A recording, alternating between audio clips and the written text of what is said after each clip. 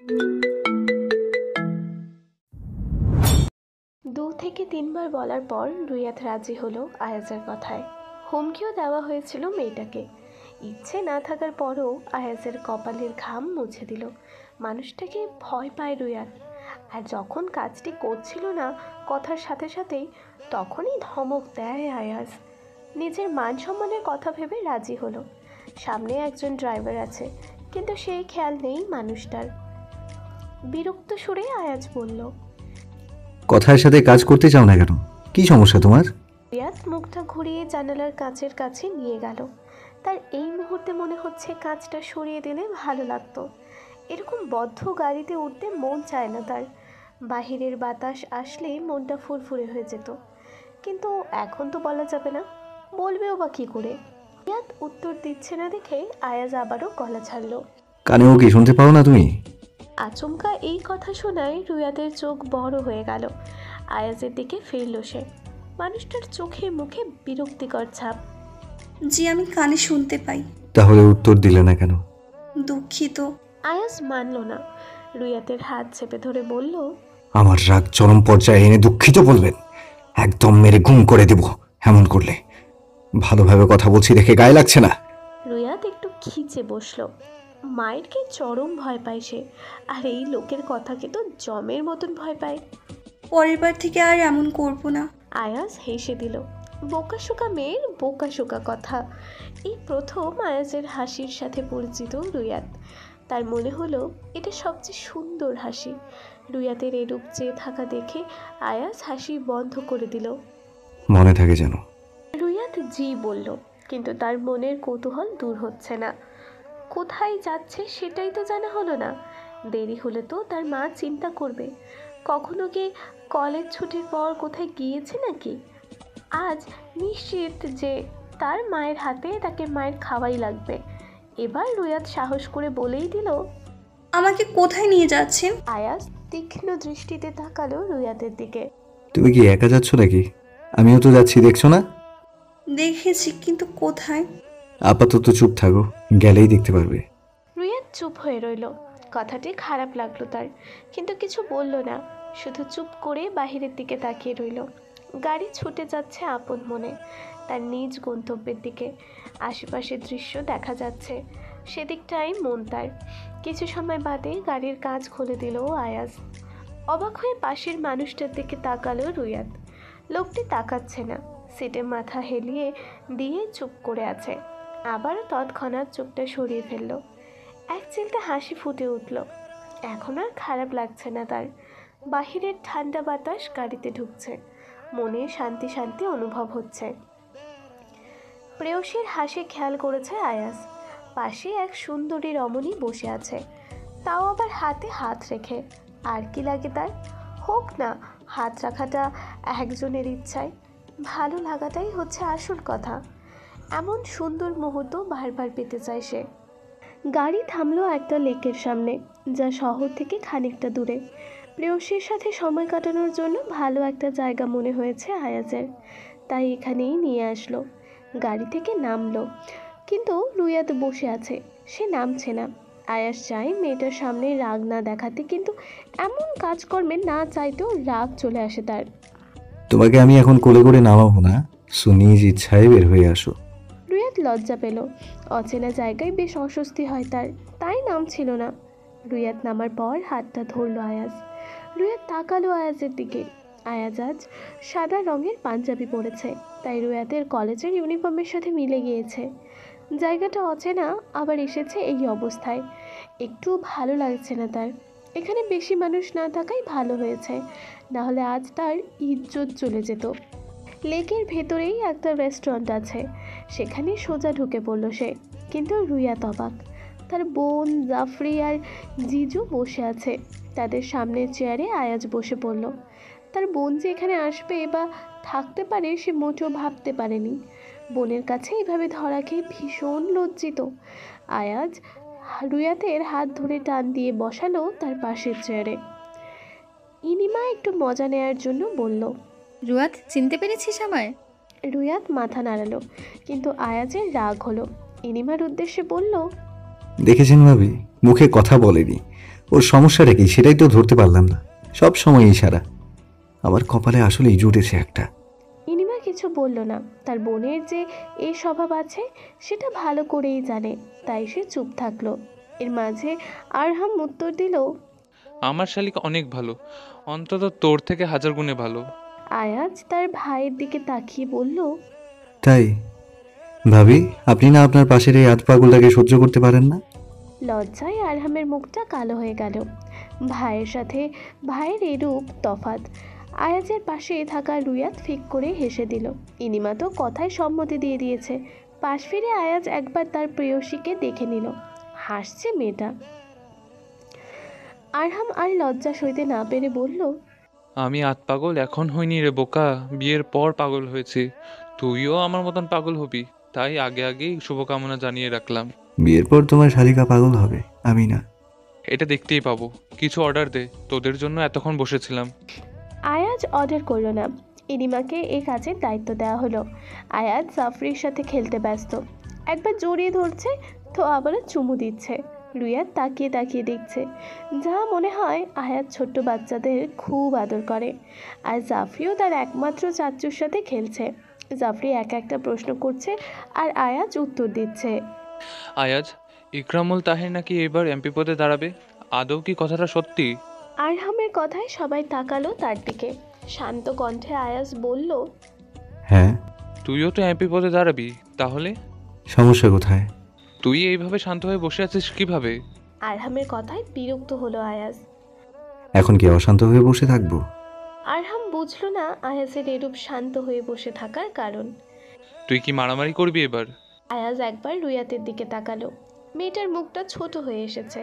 পাঞ্জাবের কলারটা একটু টেনে টুনে বলল, সে যদি ওরকম কিছু করে তখন ভেবে দেখব, আর করলে মারামারির জন্য একটু হাত কাঁপবে না। কিছু ভেবেছিস ইলেকশন নিয়ে? এখনো অনেক সময় আছে ভেবে দেখার। আরহাম কথা বাড়ালো না। তার ভাই আত্মিক সাহসী, না হলে কি আর এই রকম প্রফেশনে টিকে আছে? আয়াজের সুনাম বেশি, তাই জেতার সম্ভাবনাও বেশি। রুয়াতের মনটা একদম ছোট হয়ে এলো। দুশ্চিন্তায় ভালো লাগছে না। কিছুদিন এই বিষয়টা ভুলে গেলেও আবার নাড়া দিচ্ছে মনের ভেতর। রুয়াতের কাছে রাজনীতি মানে মারামারি, খুন, হানাহানি। এর ভালো কিছু আছে বলে মনে হয় না তার। আয়াজেরও তার ভবিষ্যৎ কি, কেমন হবে আসলে, একটু একটু করে মেনে নেওয়া শুরু করেছে সে। যদি এর আগেই তার বিশ্বাস ভরসা সব ভেঙে যায় তাহলে? খাওয়া শেষ করে আলহাম আর ইনিমা হাঁটছে। রুয়াতের কোলে জাফরি বসে আছে আর আয়াজ কথা বলছে ফোনে। হঠাৎ আয়াজ রুয়াতের হাতটা ধরলো। রুয়াত আয়াজের দিকে তাকালো। হাতের উল্টো পিঠ তার অধর বরাবর রাখলো, যার কারণে আয়াজ কথা বললে বারংবার স্পর্শ করতে হয় হাতে। মুখ বুজে সহ্য করে নিল রুয়াত। আয়াজের কথা বলা শেষে ফোন কেটে দিল। রুয়াতের কোল থেকে জাফরিকে এনে তার কোলে বসালো, কিন্তু রুয়াতের হাত ছাড়ল না। জাফরির মাথার চুলগুলো ঠিক করে দিতে দিতেই বলল, জাফরি, তুমি কাকে বেশি ভালোবাসো, আমায় না তোমার মিমমিমকে? রুয়াত খুব আগ্রহী হয়ে তাকিয়ে আছে জাফরির দিকে। নিশ্চয়ই জাফরি তার নাম বলবে না তার চাচ্চুর সামনে, কারণ আয়াজ জাফরিকেই বেশি আদর করে। জাফরি হেসে বলল। আয়াজ জড়িয়ে ধরে বসে রইল বাচ্চাটাকে। এই কথা আয়াজ জাফরিকে আগেই শিখিয়েছে। বলা হয়েছে তার মিমমিমের সামনে জিজ্ঞেস করলে বলবে দুজনকেই, কোনো কারণেই তার প্রেয়সীর মনটা ছোট করবে না সে। জাফরি দৌড়ে চলে গেল তার বাবা মায়ের কাছে। আয়াজ তার হাত একটা রুয়াতের কাঁধে রাখলো। কত চুপ থাকতে পারো তুমি? রুয়াতের থেকে কোনো রেসপন্স পেল না। আবারও বলল, কথা বলো। জি। আর কিছু বলতে পারো না, শুধু জি জি? রুয়াত অস্পষ্ট স্বরে বলল। কি বলবো? আয়াজ রুয়াতের কাঁধে নিজের মাথাটা ফেলে বলল, তুমি তোমার অধর আমার গালে ছুঁয়ে দিয়ে শুধু বলবে, আমি আপনাকে ভালোবাসি, শুধু আপনাকে। রুয়াতের আর সহ্য হলো না। আয়াজের মাথাটা সরিয়ে দিল সে। এসব ভালো লাগছে না। আয়াজ হেসে দিল। রুয়াতের গালে আলতো করে অধর ছুঁয়ে দিয়ে বলল, বলেছিলাম তুমি আমায় তোমার ভয়ঙ্কর প্রেমিক হিসেবে দেখবে। এটা ছিল আমার দেয়া তোমাকে প্রথম ভালোবাসা। আজ জাফরির জন্মদিন। 3 বছর পূর্ণ হয়ে গেল ছোট্ট মেয়েটার, তাই মজুমদার বাড়ি থেকে সবাই যাবে চৌধুরী বাড়িতে। রুয়াত সেদিনের পর থেকে আর যায়নি আয়াজের সামনে। ইনিমার থেকে রুয়াতের নাম্বার নিয়ে কলও দেওয়া হয়েছিল, কিন্তু কোনো মতেই রুয়াত আয়াজের সাথে দেখা বা কথা কিছু বলেনি। আজ কিভাবে সে মানুষটার সামনে উপস্থিত থাকবে সেটা নিয়েই ভাবছে। সন্ধ্যায় সবাই যাওয়ার কথা ও বাড়িতে, সবাই রেডি হচ্ছে, আর রুয়াত এখনও বসে আছে। মেহেরুবা ফাইরোজ রুয়াতের রুমে এসে দেখলেন রেডি না হয়ে খাটে বসে আছে এখনও। ধমক দিয়ে বললেন, তুই এখনো রেডি না হয়ে বসে আছিস কেন? একটু পরে তো তোর বাবা চিল্লাবে আমার উপর। মেয়েদের দোষ তো দেখে না, তিনি তো মনে করেন সব দোষ আমারই। রুয়াত বিরক্ত হয়ে বলল। তোমরা যাও না, আমার ভালো লাগছে না। মেহেরুবা যেন আরও রেগে উঠলেন মেয়ের কথায়। তুই না জাফরির মিম বোনের মেয়ের জন্য দেখছি একটু মায়া নেই তোর।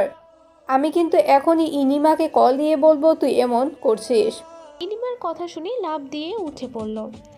না মা, বলো না, আমি তাড়াতাড়ি করে রেডি হব। আচ্ছা ঠিক আছে, শাড়ি পরবি তুই? মেহেরুবা একটা হালকা গোলাপি রঙের শাড়ি বের করে দিল। রুয়াত পরতে চাচ্ছিল না, কিন্তু তিনি জোর করে পরিয়ে দিলেন। এমনিও সেদিনের পর থেকে রুয়াত দেখা করেনি, কথা বলেনি। আয়াজের সামনে আজ এভাবে গেলে তো নিজের কাছে নিজেকেই অস্বস্তি লাগবে, আর তার মায়ের কথা তো ফেলে দেওয়া যাবে না। সবাই রওনা হলো চৌধুরী বাড়ির উদ্দেশ্যে। ভালোই জমজমাট করে সাজানো হয়েছে বাড়িটাকে, বাহির থেকে বোঝা যাচ্ছে সব। বেশ কিছু অপরিচিত মানুষও দেখা যাচ্ছে। রুয়াত ঘোমটা টেনে বাসার ভেতর প্রবেশ করলো। অনেকদিন পর এই বাড়িতে আসা তার। ইনিমা তার মা বাবাকে দেখে দৌড়ে আসলো। মায়া চৌধুরীও আসলেন। রুয়াত চারপাশ খুঁজেও আয়াসকে দেখল না। সবার সাথে হাসি মুখে কথা বলল রুয়াত। হান্নান মজুমদারকে ফজলুল চৌধুরী নিয়ে গেলেন তার সাথে, মেহেরুবা ফাইরোজ মায়া চৌধুরীর সাথে। বাকি রইল রুয়াত। এত মানুষের সামনে এখন নিজেকে বেশ অসহায় অসহায় লাগছে তার। ইনিমার পিছু নিল রুয়াত। ইনিমার রুয়াতের হাত ধরে রান্নাঘরে নিয়ে গেল। সে কাজ করছে আর রুয়াত দাঁড়িয়ে আছে। তুই কেন আয়াজের সাথে কথা বন্ধ করেছিস? বহু চেনা পরিচিত নাম শুনে ধক করে উঠল রুয়াতের বুক। আয়াজের সাথে কথা বন্ধ করেছে এই কথা ইনিমা কিভাবে জানে? তুমি কিভাবে জানো? ইনিমা পায়েসের ওপর বাদাম ছিটিয়ে দিতে দিতে বলল, আয়াজ বলেছে অনেকবার তোর সাথে কথা বলার চেষ্টা করেছে। ছেলেটা কিন্তু বরাবরের মতো ফিরিয়ে দিয়েছিস, সব জানি আমরা। মানে আর কে কে জানে? আমি, আরহাম আর মা। রুয়াত অবাক হলো মায়া চৌধুরীর কথা শুনে। আন্টিও জানে? কিভাবে? আয়াজ বলেছে তুই একদম বেশি বেশি করছিস। এই তো সামনেই তোর এক্সাম, তারপর এক্সাম শেষ হলেই তো বিয়ে। এখন যদি একটু একটু করে মেনে না নিস তাহলে ধরেই মেনে নিতে পারবি। ও কিন্তু তোর ভালোর জন্য বিয়েটা আগেই দেয়নি। আমি বুঝি না তোর এত কিসের সমস্যা। ওর মতো ছেলে পেতে হলে ভাগ্য লাগে। তুই তো চাসনি, কিন্তু দেখ তোর ভাগ্যই পড়েছে। মাথায় কিছু নাই তোর? সব উল্টাপাল্টা জিনিস নিয়ে থাকিস। রুয়াত মাথা নিচু করে ফেলল। ইনিমা বলল, আমি না, আয়াজ বলেছে তুই ওর সাথে কথা বলিস। অবশ্য সে বলবে কি না তার সন্দেহ আছে।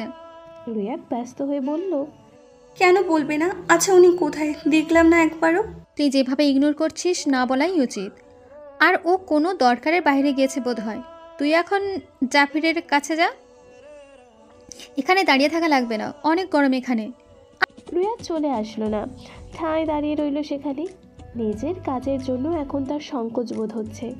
ওই রকমটা করা একদম উচিত হয়নি, কিন্তু সেও বা কী করবে? আয়াজের ওরকম কাণ্ডে তার ভীষণ লজ্জা লেগেছিল। এই জন্য দুদিন কলেজও মিস করে দিয়েছে। লোকটার আগে বোঝা উচিত ছিল মেয়েটাকে।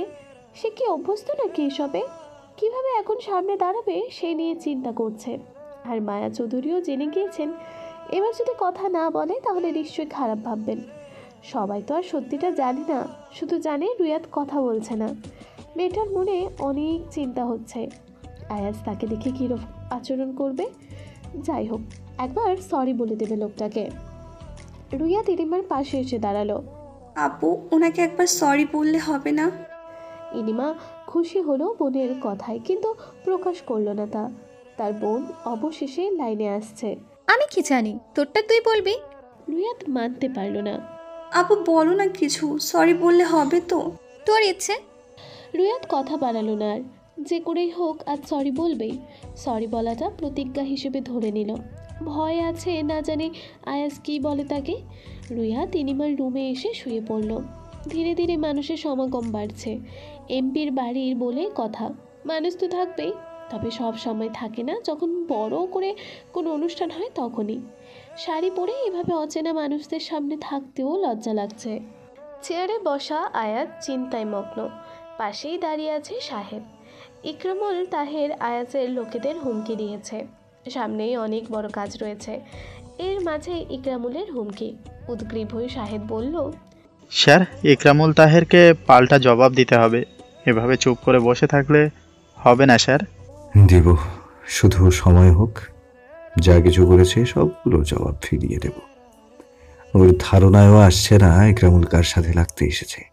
আমাদের দলের লোকেরা ভয়ে আছে স্যার, তারা তো আর কাজ করতে চাইছে না। মাথায় অনেক চিন্তা এসে জমা হচ্ছে এক এক করে। মনকে শান্ত রাখতে পারছে না আয়াজ। ইকরামুলকে কড়ায় গন্ডায় হিসেব বুঝিয়ে দেবে। শোনো, ওর দোকান যা আছে সব বন্ধ করার ব্যবস্থা করো। ওর সব কুকীর্তির কাহিনী বের করার চেষ্টা করো। অনেক মানুষের টাকা খেয়েছে, সেগুলোর প্রমাণ খোঁজার চেষ্টা করো। এরপর দেখবো কিভাবে এমপি পদে দাঁড়ায়। এখন সবচেয়ে বড় কাজ হচ্ছে ওর নামে যত বাজে কাজ জড়িত রয়েছে সব কাজ মানুষের কাছে উপস্থাপন করা আর হুমকি দেওয়া, তাই না? বাকিটা আমার কাছে ছেড়ে দাও। ইকরামুলেরই এর অস্তিত্ব মুছে ফেলবো একদম। ভালো চেহারাটা দেখিয়েছিলাম, তার পছন্দ হলো না। এবার না হয় খারাপটাই দেখুক তাহলে। স্যার, আজকে থেকেই সব কাজ শুরু করে দিব। আচ্ছা, আমি এখন আসি। আয়াজ বেরিয়ে পড়ল অফিস থেকে। মায়া চৌধুরী বারবার বলে দিয়েছে সে যেন তাড়াতাড়ি বাসায় চলে আসে, তাই আর দেরি করলো না। ইকরামুলের ব্যাপারটা আজকের মতোই এখানেই ক্লোজ করে দিল। আজ আর ড্রাইভার নিল না, নিজেই ড্রাইভ করে চলে আসছে বাসায়। বাসায় আসার পর প্রথমেই মেহরুবাকে দেখলো, সালাম দিয়ে কথা বলল। নিজের রুমে এসে ফ্রেশ হয়ে নিল। জাফরির জন্য যে গিফটগুলো এনেছে সেগুলো নিয়ে ইনিমার রুমের উদ্দেশ্যে রওনা হলো। রুয়াত শুয়ে আছে আর জাফরি পেটের উপর বসে আছে। হেসে হেসে কথা বলছে দুজনে। এমন সময় আয়াজ আসলো। রুয়াত কারো আসার শব্দ শুনে তাকালো দরজার দিকে। আয়াজ দাঁড়িয়ে আছে। আয়াজের সর্বপ্রথম চোখ পড়ল রুয়াতের ওপর, আবার তৎক্ষণাৎ চোখটা সরিয়ে নিল সে। শান্ত কণ্ঠে আয়াজ বলল, জাফরি, এখানে আসো। জাফরি হুড়োহুড়ি করে চলল আয়াজের কাছে। রুয়াত উঠে বসেছে, সুন্দর করে শাড়ি টেনে টুনে দিল। আয়াজ জাফরির হাতে গিফটটা দিয়ে দিল। বাচ্চাটা গিফট না খুলেই মহা খুশি। জাফরি, মা ডাকছে তোমায়। তুমি তোমার মায়ের কথা শুনে আসো, যাও। জাফরি চলে যাওয়ার পর আয়াজ দরজা আটকে দিল। রুয়াতের সাথে বেশ বোঝাপড়া বাকি আছে তার। পাগলের মতন ঘুরিয়েছে তাকে। দরজা আটকানো দেখে রুয়াত ঘাবড়ে গেল। আবার অন্য কিছু করবে নাকি? আন মনে শাড়িতে হাত চেপে ধরল। বুকে হাত গুজে শটান হয়ে দাঁড়িয়ে একদম কাটকাট স্বরে বলল, প্রথমত বলছি, আমি তোমার সাথে রোমান্স করতে আসিনি। এভাবে শাড়ি চেপে ধরে কি প্রমাণ করতে চাইছো? রুয়াত আয়াজের রাগ ওঠার আগেই বলল, না, আসলে তেমন কিছু না। আয়াজ অবাক হলো। এই প্রথম মনে হয় সে রুয়াতের সাথে এক কথা একবার বলার পরেই উত্তর দিয়েছে। নাছোড়বান্দা বানিয়ে ছাড়ে মেয়েটা তাকে। আমি যে এতগুলো কল দিলাম, মেসেজ দিলাম, দেখা করতে চাইলাম, ফিরিয়ে দিয়েছো কেন? কেন দিয়েছো বলো? তোমার ভাগ্য ভালো তোমার সামনে এক্সাম দেখে তুমি সময় পাচ্ছ।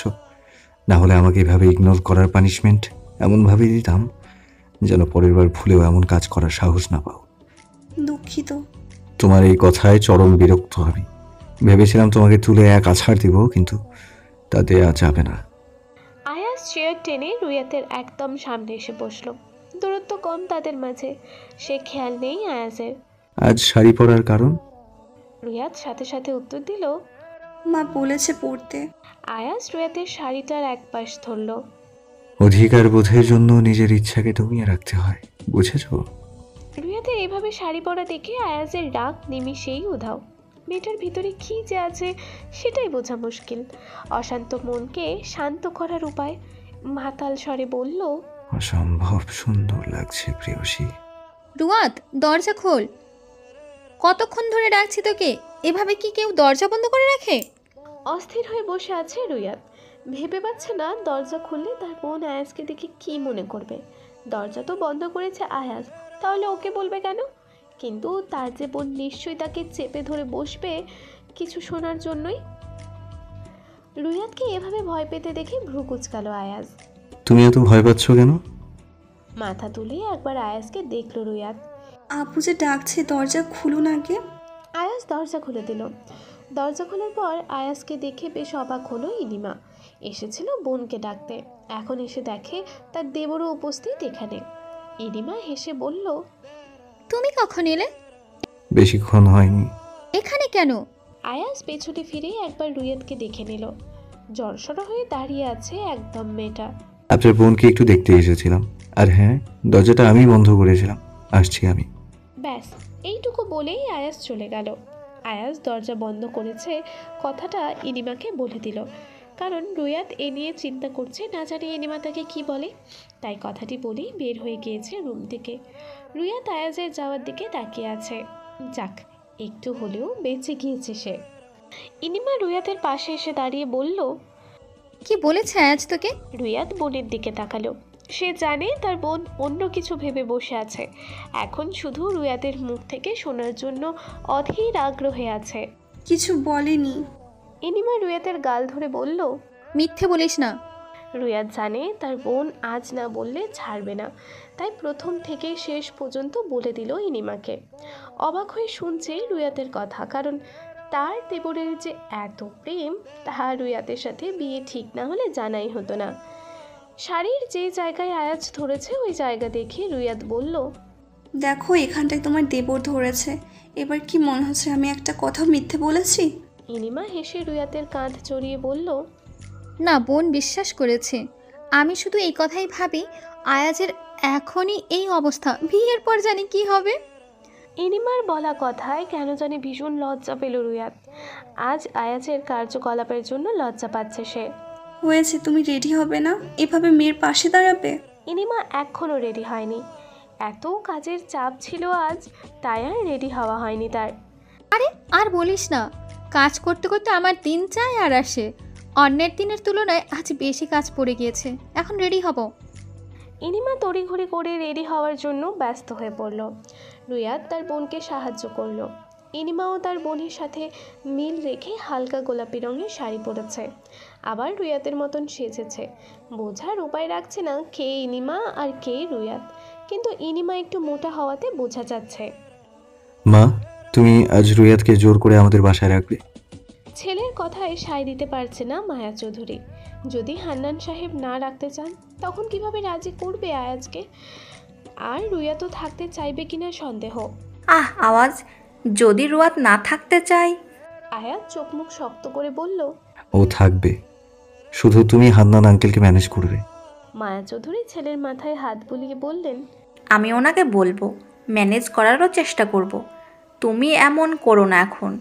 আর শুনো, রুয়াতকে তুমি তোমার আশেপাশে রাখবে। অনেক মানুষই থাকবে, ও যেন একা একা কোথাও না যায়। মায়া চৌধুরী অবাক হলেন ছেলের কথায়। তার ছন্ন ছাড়া ছেলেটা আজ রুয়াতের জন্য ভালোবাসা দেখাচ্ছে। আশ্বাস দিলেন ছেলেকে, কারণ তার ছেলে না হলে পাগল বানিয়ে ছাড়বেন। মেয়েটাকে অনেক ভালোবাসে, না হলে কি আর মায়ের সামনে এসব বলে? মুচকি মুচকি হাসলেন। আয়াস নিজের কথাগুলো বলে চলে গেল। মূলত এর জন্যই আসা মায়ের কাছে। জাফরির জন্মদিনের অনুষ্ঠানে সব মানুষ এসে পড়েছে। একটু পরেই মূল অনুষ্ঠান শুরু হওয়া বাকি। এর ফাঁকে আয়াজ একটু রেডি হয়ে নিল। পাঞ্জাবি ছেড়ে আজ অন্য কিছু পরলো। ব্ল্যাক কালারের ব্লেজার পরে নিল। চুলগুলো সুন্দর করে জেল দিয়ে সেট করে নিল। রেডি হওয়া শেষে নিচে নামলো। বেশ কিছু মানুষের সাথে গিয়ে কথা বলছে, কারণ তারা আয়াজের থেকে একটু ওপরের প্রফেশনে আছে। বেশ মানুষ এসে হাত মিলালো আয়াজের সাথে। ভদ্রতা নম্রতা সহকারে কথা বলছে আয়াজ। রুয়াত, ইনিমা আর জাফরি নামছে। আয়াজের কথা বলার মাঝেও নজর পড়ল রুয়াতের দিকে। তার সুন্দর প্রেয়সী। রুয়াতকে দেখলেই সুখের হাসি ফুটে ওঠে। চোখ সরিয়ে নিয়ে পুনরায় কথা বলছে মানুষের সাথে। সবার সাথে কথা বলা শেষ করে আয়াজ আরহামের পাশে গিয়ে দাঁড়ালো। আরহাম তার ভাইকে দেখে একটু হাসলো।